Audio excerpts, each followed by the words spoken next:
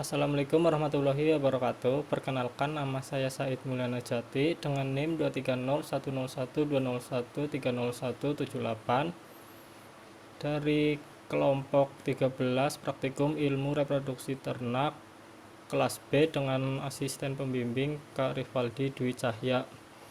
Pada kali ini saya akan melakukan pembahasan tentang praktikum acara 1 dengan judul Anatomi dan Fisiologi Organ Reproduksi Ternak. Dan di sini yang akan dibahas yaitu tentang fungsi organ reproduksi pada ternak ruminansia dan unggas, baik jantan maupun betina, dan juga sistem kerja hormon pada ternak ruminansia dan unggas, jantan dan betina. Pertama, saya akan menjelaskan sistem reproduksi ruminansia jantan, yaitu ada testis. Testis berbentuk oval yang berfungsi sebagai penghasil sel sperma dan hormon testosteron. Jumlah testis yaitu ada sepasang. Testis ini dilapisi atau dibungkus oleh skrotum. Skrotum ini merupakan kulit berkantong yang akan menjaga suhu testis. Kulit skrotum ini berbentuk tipis, lembut, dan relatif kurang berambut. Testis ini terdiri dari 3 sel penyusun yang disebut dengan sel interstitial. Sel tersebut merupakan sel-sel Sertoli, sel Leydig, dan tubulus seminiferus. Sel Sertoli berfungsi sebagai penyedia nutrisi bagi sperma, sel Leydig berfungsi sebagai memproduksi hormon testosteron, dan tubulus seminiferus tempat di mana terbentuknya sel sperma dalam testis.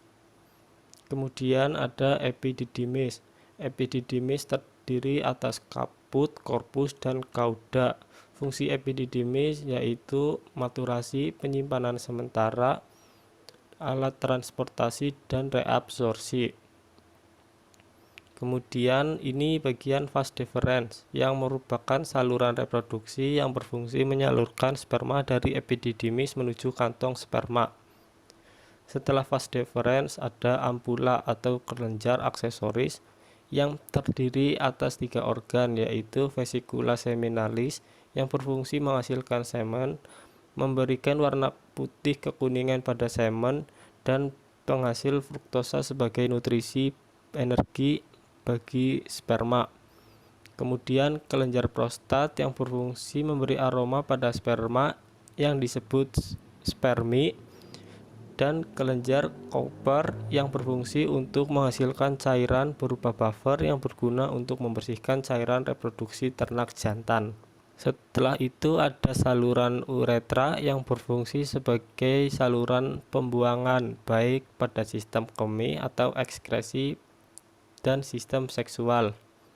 Kemudian ada penis pada ternak jantan yang merupakan organ kopulatori yang berfungsi untuk mendepositkan semen ke dalam saluran reproduksi betina melalui proses kopulasi. Selanjutnya saya akan menjelaskan sistem reproduksi pada ruminansia betina. Sistem reproduksi pada ruminansia betina terdiri dari ovarium, oviduk, uterus, vagina, dan vulva. Pertama ada ovarium yang berfungsi sebagai tempat penghasil sel telur atau ovum. Ovarium berbentuk bulat yang jumlahnya sepasang. Selanjutnya bagian oviduk. Oviduk berupa saluran yang menghubungkan ovarium dengan uterus. Oviduk berfungsi untuk menangkap sel telur yang matang dan tempat terjadinya fertilisasi. Oviduk terdiri dari 3 bagian, yaitu infundibulum, ampula, dan isthmus. Kemudian ada uterus atau rahim yang merupakan tempat menempelnya sel telur setelah terjadi fertilisasi dengan sperma. Kemudian ada dinding uterus yang terdiri dari 3 lapisan, yaitu perimetrium, myometrium, dan endometrium. Kemudian ini bagian serviks atau leher rahim yang menghubungkan rahim dan vagina.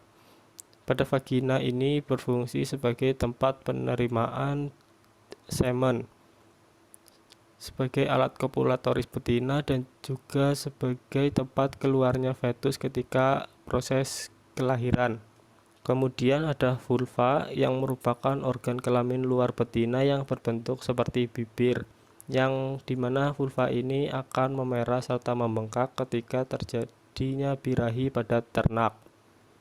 Vulva yang bengkak diakibatkan karena adanya ketegangan dari syaraf otot vulva yang disebabkan karena kadar estrogen yang tinggi. Kemudian sistem reproduksi pada unggas jantan. Sistem reproduksi pada unggas jantan terdiri dari sepasang testis, epididymis vas deferens, dan organ kopulatoris. Testis memiliki dua fungsi, yaitu sebagai penghasil sperma dan juga penghasil hormon reproduksi. Testis memiliki dua bagian, yaitu bagian tubular dan bagian interstitial. Pada bagian tubular terdiri dari tubulus seminiferus yang menghasilkan sperma dan sel Sertoli yang berfungsi untuk menghasilkan nutrisi bagi sperma. Dan pada bagian interstitial menghasilkan sel Leydig yang berfungsi sebagai penghasil hormon testosteron. Kemudian ini bagian epididymis yang terletak melekat pada testis yang berfungsi sebagai organ reproduksi tempat pematangan sel spermatozoa. Kemudian vas deferens yang merupakan saluran yang berfungsi sebagai alat transportasi spermatozoa. Vas deferens ini untuk mengangkut sperma dari epididymis menuju kantong sperma. Selanjutnya pada bagian organ kopulasi pada unggas jantan yang disebut papila. Papila merupakan penis pada unggas yang berfungsi sebagai alat untuk mengeluarkan sperma. Kemudian akan menjelaskan tentang sistem reproduksi pada unggas betina. Yang pertama yaitu ada ovarium yang merupakan tempat penghasil sel telur, sintesis hormon steroid seksual, dan perkembangan serta pemasakan kuning telur atau folikel. Ovarium terdapat sepasang yang terdiri dari lobus yang mengandung banyak folikel dan sintesis yolk. Selanjutnya ini bagian oviduk yang terdapat sepasang dan merupakan saluran penghubung antara ovarium dan uterus. Oviduk berfungsi sebagai tempat menangkap sel telur setelah terjadinya ovulasi dari ovarium. Oviduk pada unggas terdiri dari infundibulum, magnum, dan isthmus. Infundibulum sebagai penangkap sel telur yang telah terjadi ovulasi. Magnum berfungsi sebagai penghasil sel putih telur yang terjadi selama 2-3 jam. Dan isthmus merupakan bagian oviduk yang berfungsi membentuk membran telur atau kerabang telur. Kemudian bagian uterus yang akan mensekresikan cangkang. Faktor yang mempengaruhi pembentukan kerabang telur di uterus yakni ada kandungan unsur berupa fosfor dan kalsium. Kemudian ada vagina yang merupakan saluran terusan dari uterus yang berfungsi sebagai tempat di mana telur untuk sementara ditahan dan dikeluarkan bila tercapai bentuk yang sempurna. Selanjutnya kloaka yang merupakan tempat keluarnya telur yang sudah siap untuk dikeluarkan. Mekanisme kerja hormon reproduksi ternak ruminansia jantan dimulai dari adanya rangsangan yang akan diterima oleh hipotalamus. Selanjutnya hipotalamus ini akan mensekresikan hormon GnRH. Hormon GnRH akan meneruskannya ke hipofisa, kemudian melanjutkan ke adenohipofisa untuk mensekresikan hormon LH dan hormon FSH. Hormon LH akan menstimulus sel Leydig di mana sel Leydig akan menghasilkan hormon testosteron. Hormon testosteron ini akan berpengaruh pada libido dan berfungsi untuk menghasilkan seks sekunder pada ternak.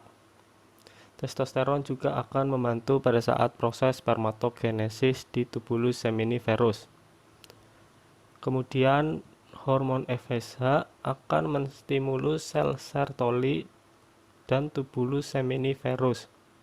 pada tubulus seminiferus akan terjadi proses spermatogenesis, sedangkan sel Sertoli akan membentuk nutrisi yang digunakan sperma pada saat proses spermatogenesis. Selanjutnya, mekanisme kerja hormon pada ternak ruminansia betina yang diawali ketika ternak memperoleh rangsangan, baik rangsangan berupa pendengaran, perabaan, maupun penglihatan. Kemudian rangsangan tersebut akan diterima oleh hipotalamus yang kemudian akan mensekresikan GnRH dan menuju ke hipofisa. Di hipofisa akan dilanjutkan ke adenohipofisa dan neurohipofisa. Apabila ternak birahi, hipofisa akan menuju ke adenohipofisa. Adenohipofisa akan mensekresikan hormon FSH, LH, dan LTH.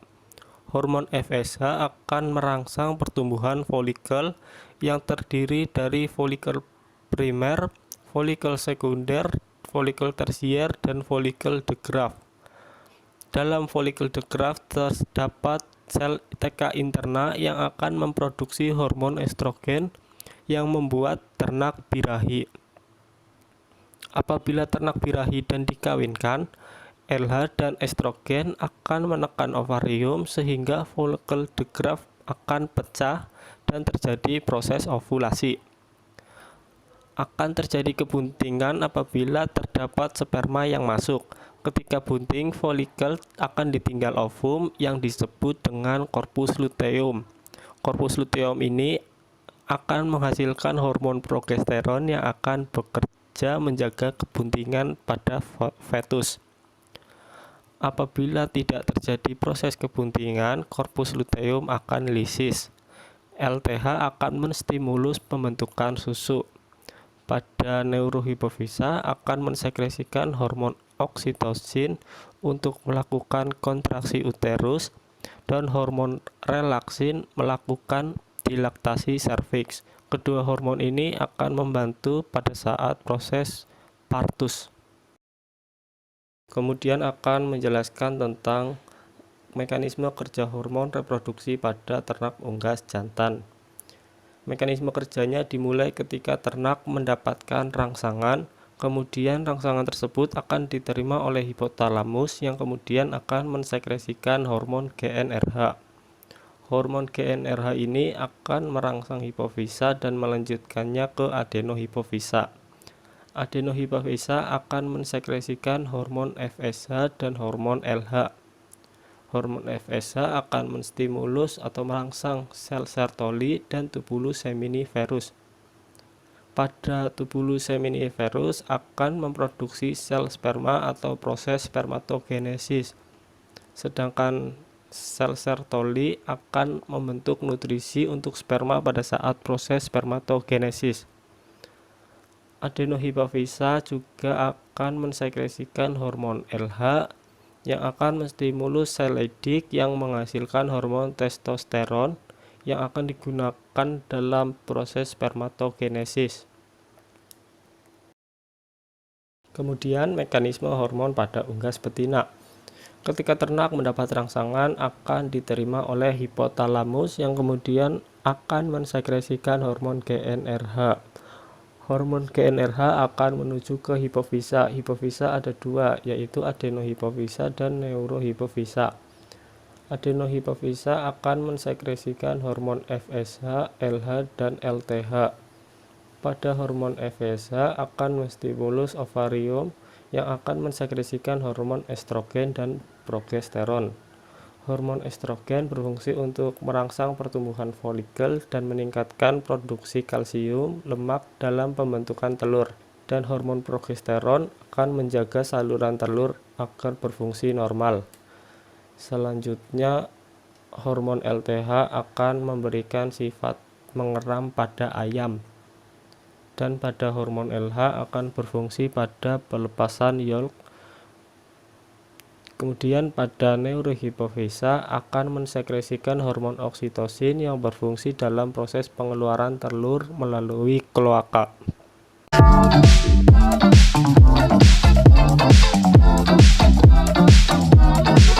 Assalamualaikum Assalamualaikum warahmatullahi wabarakatuh. Perkenalkan, nama saya Desinta Nurul Aulia Rahmadani dengan NIM 2301102013018. Di sini saya akan menjelaskan terkait dengan acara 2, yaitu proses spermatogenesis, oogenesis, dan uji kualitas sperma.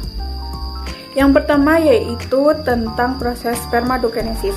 Proses spermatogenesis adalah proses pembentukan sperma. Baik untuk proses spermatogenesis, yang pertama yaitu pembentukan spermatogonium oleh sel primordial. Kemudian spermatogonium akan berubah menjadi spermatosit primer. Kemudian spermatosit primer akan mengalami meiosis 1, di mana spermatosit primer akan membelah menjadi 2 spermatosit sekunder. Kemudian spermatosit sekunder akan mengalami meiosis 2. Di sini dari meiosis 2 akan menghasilkan 4 spermatid. Kemudian spermatid tersebut akan berdiferensiasi dan berubah menjadi sperma yang masak. Selanjutnya yaitu proses oogenesis. Apa sih proses oogenesis? Oogenesis merupakan proses pembentukan ovum. Selanjutnya yaitu proses oogenesis. Yang pertama yaitu dari pembentukan oogonium. Kemudian oogonium akan mengalami mitosis yang akan berubah menjadi oosit primer. Dari oosit primer akan mengalami meiosis 2 yang menghasilkan oosit sekunder dan badan polar 1. Kemudian dari oosit sekunder dan badan polar 1 akan mengalami meiosis kedua yang akan menghasilkan dari oosit sekunder akan menghasilkan oosit sekunder dan badan polar, dan kemudian dari badan polar akan menghasilkan 2 badan polar. Kemudian dari oosit sekunder tadi akan berdiferensiasi dan menjadi ovum. Selanjutnya yaitu untuk uji kualitas semen. Untuk uji kualitas semen terdapat 2 cara, yaitu dengan uji makroskopis dan uji mikroskopis. Untuk uji makroskopis terdiri dari untuk uji volume semen, kemudian warna semen, konsistensi semen, dan pH semen. Uji volume semen dilakukan dengan tabung berskala, di mana uji volume semen dilakukan pada 1 kali penyimpanan. Faktor yang mempengaruhi dari volume semen yaitu dari bangsa atau spesies, kemudian pakan, pola pemeliharaan, dan umur. Selanjutnya yaitu untuk uji warna semen. Warna semen yang normal yaitu umumnya berwarna putih kekuningan atau seperti susu. Selanjutnya yaitu untuk uji konsistensi semen. Konsistensi semen dapat dilakukan dengan memiringkan tabung skala dengan kemiringan 45 derajat. Tujuan dari uji konsistensi semen yaitu untuk mengetahui kondisi semen dalam keadaan cair atau kental. Selanjutnya yaitu untuk uji pH semen. pH semen dapat dilakukan dengan indikator pH. pH semen yang normal yaitu kisaran 6,8 sampai 7,2. Selanjutnya yaitu untuk uji makroskopis pada semen. Untuk yang pertama yaitu uji motilitas, di mana uji motilitas merupakan untuk menguji daya gerak pada semen. Kemudian uji konsentrasi, yang selanjutnya yaitu uji mortalitas, di mana uji mortalitas yaitu untuk menguji apakah semen dalam keadaan hidup atau sudah mati. Kemudian yang terakhir yaitu uji abnormalitas untuk menguji kecacatan pada semen. Assalamualaikum warahmatullahi wabarakatuh. Perkenalkan, nama saya Wildi Hafid dengan NIM 230101201302227. Saya merupakan salah satu dari kelompok 13 Ilmu Reproduksi Ternak kelas B dengan kakak pembimbing Kak Rivaldi Dwi Cahya. Di sini saya ditugaskan untuk menjelaskan materi acara 3, yaitu seleksi ternak dan sinkronisasi birahi. Seleksi ternak yang baik merupakan proses pemilihan dengan pengujian serta pengamatan kebaikan atau keunggulan tubuh ternak. Sinkronisasi birahi adalah penyamarataan atau penyeragaman waktu birahi ternak betina yang fungsinya untuk menyamakan waktu birahi dari sekelompok ternak betina. Tujuan praktikum. Tujuan dari praktikum acara 3 seleksi ternak dan sinkronisasi birahi yaitu yang pertama, praktikan dapat mengetahui parameter seleksi ternak. Yang kedua, praktikan dapat melakukan seleksi ternak untuk memilih indukan unggul. Yang ketiga, praktikan dapat melakukan perangkaian spons vagina ternak. Yang keempat, praktikan dapat mengetahui tahapan sinkronisasi birahi. Yang kelima, praktikan dapat mempraktikkan pemasangan spons pada betina. Yang keenam, perhatikan dapat mengetahui kondisi birahi pada ternaknya setelah disinkronisasi birahi. Materi praktikum acara 3 seleksi ternak dan sinkronisasi birahi meliputi alat dan bahan. Alat yang digunakan pada praktikum kali ini yaitu tali tambang, pipa aplikator, pipa pendorong, spons vagina, benang, jarum, dryer box, dan pencetak spons. Sedangkan alat yang digunakan yaitu hormon progesteron, alkohol, betadine, lubricating gel, ternak kambing betina, dan sabun pencuci. Sinkronisasi birahi dapat dilakukan dengan dua macam cara, yaitu dipercepat dan diperlambat. Sinkronisasi birahi diperlambat dengan menggunakan hormon progesteron, sedangkan sinkronisasi birahi dipercepat dengan menggunakan larutan PGF2-alfa. Pada praktikum kali ini yang dilakukan yaitu sinkronisasi birahi yang diperlambat dengan menggunakan hormon progesteron. Sebelum melakukan sinkronisasi birahi, perlu dilakukan pembuatan spons vagina. Alat yang digunakan untuk pembuatan spons vagina yaitu berupa spons, pencetak spons, benang, jarum kasur, mangkuk kecil, squid, larutan NPA, etanol, dryer box, dan latex. Tahapan pembuatan spons vagina yaitu yang pertama, mencetak spons vagina dengan menggunakan pencetak spons. Yang kedua, penjahitan spons dengan menggunakan benang dengan ukuran panjang yang berbeda agar memiliki sisa di bagian belakangnya. Yang ketiga, mencuci spons dan dimasukkan ke dalam dryer box, kemudian ditunggu selama 1 hari. Setelah 1 hari, larutan NPA dan etanol dicampurkan dengan perbandingan 1:4.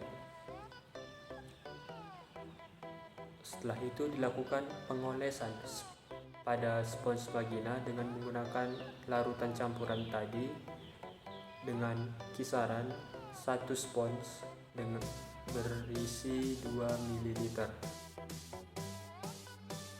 Setelah dilakukan pengolesan, masukkan spons ke dalam dryer box dan disimpan selama 1 hari. Setelah 1 hari, spons vagina siap untuk digunakan. Sinkronisasi birahi. Alat dan bahan yang digunakan berupa pipa aplikator, betadine, pipa pendorong, alkohol, lubricating gel atau V-gel. Langkah-langkah sinkronisasi birahi yaitu pertama, pembersihan alat dan tangan dengan menggunakan alkohol. Yang kedua, mengoleskan V-gel ke pipa aplikator. Yang ketiga, mengoleskan betadine ke spons. Yang keempat, memasukkan spons ke dalam pipa aplikator. Yang kelima, membersihkan area vulva dengan alkohol. Yang keenam, memasukkan pipa aplikator ke dalam vagina. Yang ketujuh, posisi pipa aplikator menyamping ke kanan atau kiri.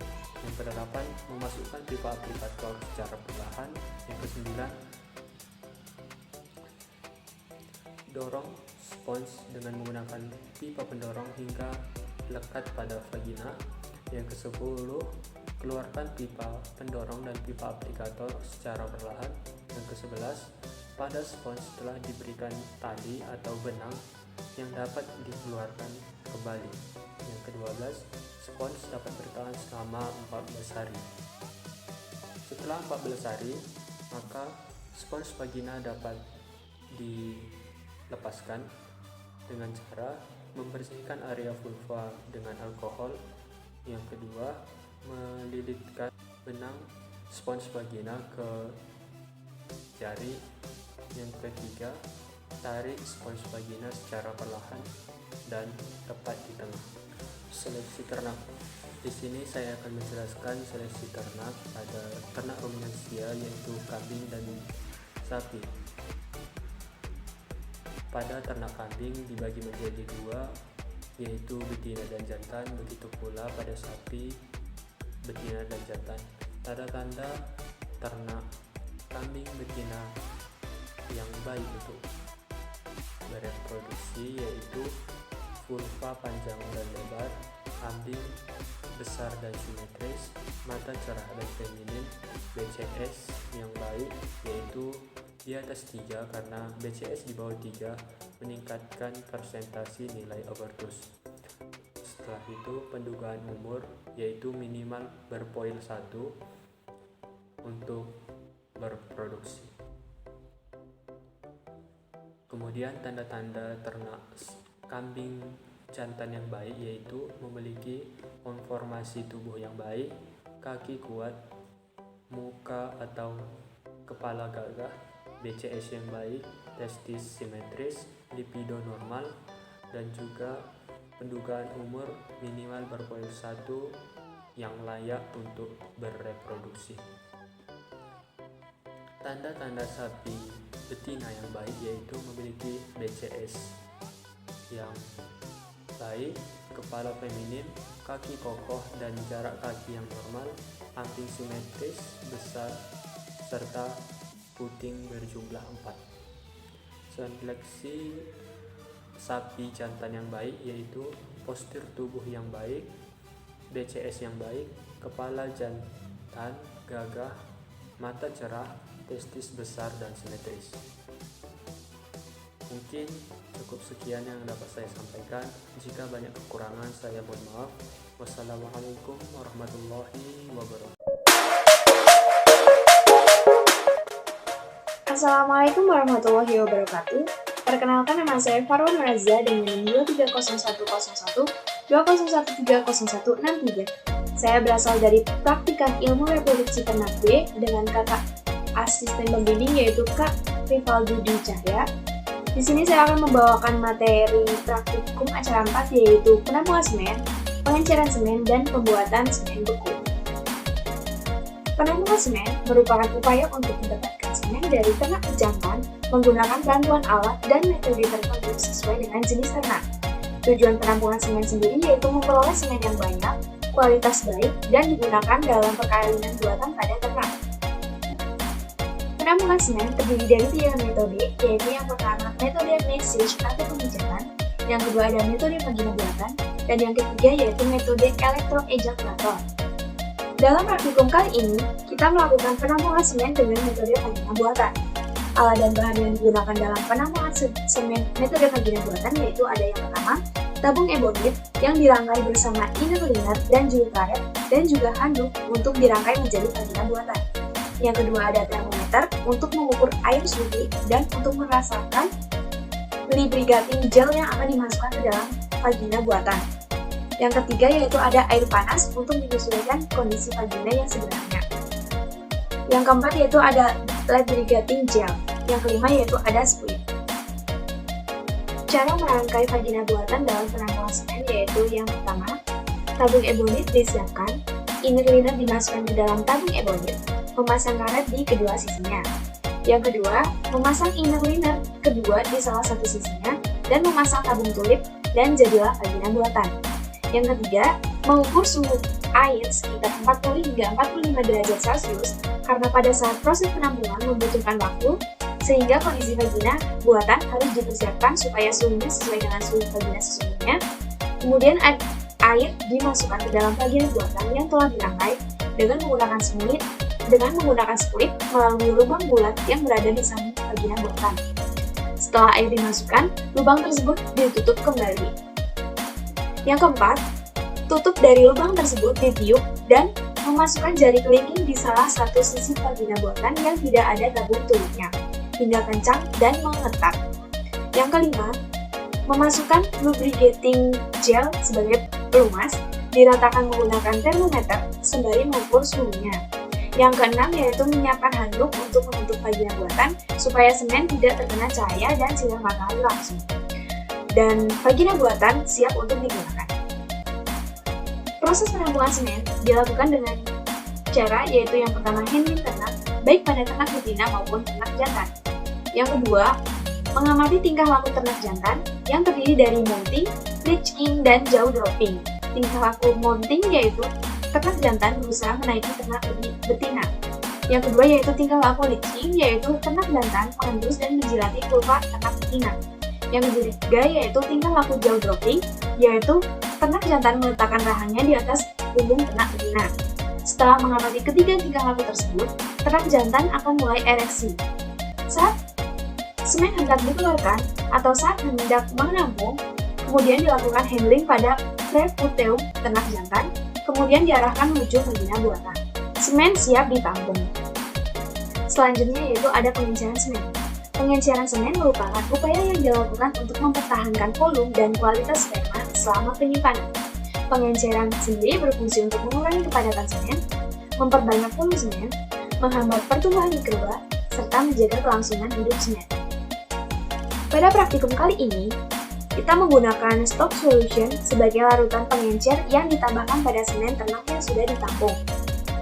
Syarat larutan pengencer sendiri yaitu harus mampu mempertahankan hidup spermatozoa, memungkinkan spermatozoa bergerak progresif, mengandung buffer untuk mempertahankan pH, tekanan osmotik dan keseimbangan elektrolit, tidak bersifat racun, mengandung nutrisi bagi spermatozoa, mampu melindungi spermatozoa dari kuluk shock, serta mencegah kemungkinan terjadinya pertumbuhan kuman. Alat dan bahan yang digunakan dalam membuat stock solution yaitu yang pertama ada timbangan analitik, yang berfungsi untuk mengukur bahan-bahan yang akan digunakan sebagai stock solution buatan. Yang kedua yaitu ada magnetic stirrer yang berfungsi untuk mengaduk bahan yang akan digunakan. Yang ketiga yaitu ada magnet yang digunakan untuk mengaduk bahan.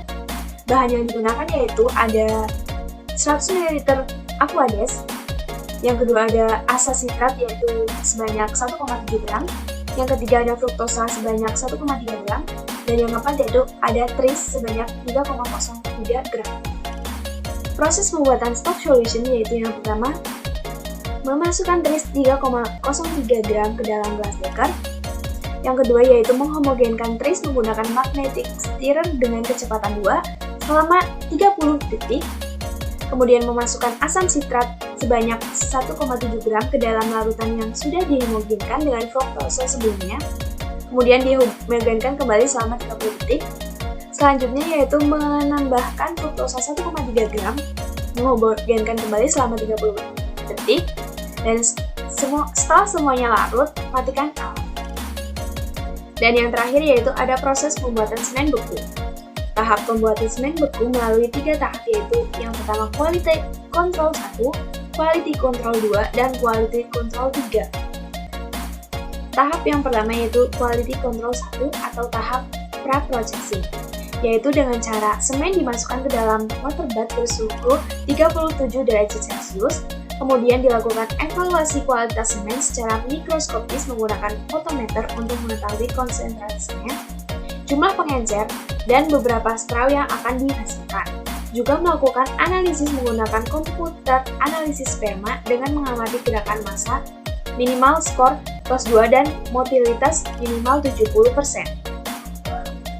Semen segar yang memenuhi syarat kemudian dilakukan pengenceran menggunakan bahan pengencer dan dimasukkan ke dalam full top untuk proses ekuilibrasi pada semen yang telah diencerkan. Yang kedua yaitu tahap quality control 2 atau pemeriksaan sebelum freezing. Tahap tersebut meliputi evaluasi kualitas semen secara mikroskopis dengan mengamati gerakan massa minimal skor plus 3 dan motilitas minimal 55%.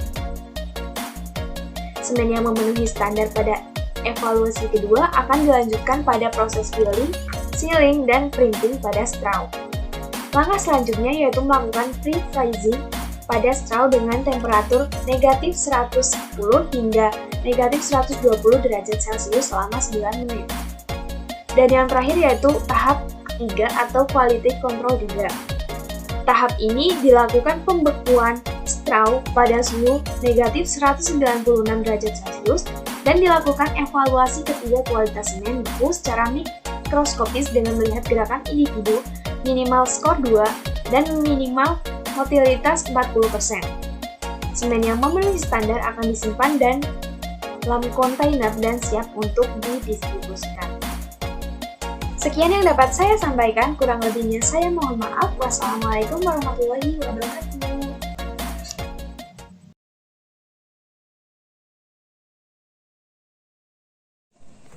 Assalamualaikum warahmatullahi wabarakatuh. Perkenalkan, nama saya Irkan Fauzi dengan NIM 230110120130144 dari kelompok 13B dengan asisten pembimbing Kak Rivaldi Dwi Cahya. Di sini saya akan menjelaskan tentang acara 5, yaitu inseminasi buatan dan deteksi kebuntingan ternak. Perkawinan pada hewan ternak ada dibagi menjadi 2, yaitu alami dan buatan. Perkawinan alami merupakan sistem perkawinan yang dianjurkan dengan mempertimbangkan dan dapat memberikan presentasi kebuntingan yang lebih tinggi. Hal ini sesuai dengan pendapat Utami et al. 2019 yang menyatakan bahwa sistem perkawinan yang sering digunakan masyarakat yaitu secara alami, karena sistem ini mudah diterapkan dan memberikan angka presentasi keturunan yang tinggi atau kebuntingan yang tinggi dibanding dengan presentasi perkawinan buatan. Kekurangan dari sistem perkawinan alami yaitu menularkan penyakit reproduksi. Kelebihannya dari perkawinan alami yaitu mendapatkan angka kebuntingan yang tinggi. Inseminasi buatan merupakan teknologi yang dilakukan untuk melakukan perkawinan pada ternak betina tanpa ternak jantan. Hal ini sesuai dengan pendapat Susilowati 2013 yang menyatakan bahwa inseminasi buatan adalah salah satu bentuk bioteknologi dalam bidang reproduksi ternak yang memungkinkan manusia mengawinkan ternak betina tanpa perlu seekor pejantan utuh. Tahapan inseminasi buatan pada sapi yaitu pertama, pemeriksaan betina, lalu pasangkan spons hormon ke dalam saluran vagina selama 14 hari. Setelah itu, lepaskan spons tersebut lalu periksa ternak betina dan biarkan puasa makan lalu dilaksanakan IB pada pagi hari dengan metode rektovaginal pada posisi 4+ atau deep insemination. Yang ketiga ada materi deteksi birahi. Deteksi birahi merupakan langkah yang penting dalam mengetahui bagaimana tanda-tanda ternak yang sedang birahi. Fungsi dari deteksi birahi yaitu dapat meningkatkan keberhasilan inseminasi pada ternak. Ternak yang sedang birahi atau estrus memiliki ciri-ciri tidak tenang, mengeluarkan suara yang khas dan vulva yang membengkak. Lalu materi selanjutnya ada indikator dalam keberhasilan perkawinan, yaitu ada conception rate, non-return rate, dan service per conception. Conception rate atau CR merupakan angka ternak yang bunting hasil inseminasi buatan pertama. NRR atau nilai rataan dari presentasi ternak yang tidak kembali kawin. Dan yang terakhir ada SPC, adalah jumlah pelayanan IB dibagi jumlah sapi bunting. Lalu materi selanjutnya atau yang terakhir ada deteksi kebuntingan, dilakukan untuk mendeteksi apakah ternak bunting setelah perkawinan ataupun inseminasi. Deteksi kebuntingan memiliki tujuan untuk menekan biaya breeding. Metode deteksi kebuntingan yaitu ada metode DEA Gas Detect, yang mana metode ini menggunakan urin ternak bunting. Kemudian ada metode palpasi puting, dilakukan dengan memerah puting sapi hingga mengeluarkan cairan kolostrum. Dan yang terakhir adalah dengan menggunakan metode palpasi rektal dengan cara meraba dinding rektal. Sekian yang dapat saya sampaikan tentang materi 5. Kurang lebihnya mohon maaf dan terima kasih.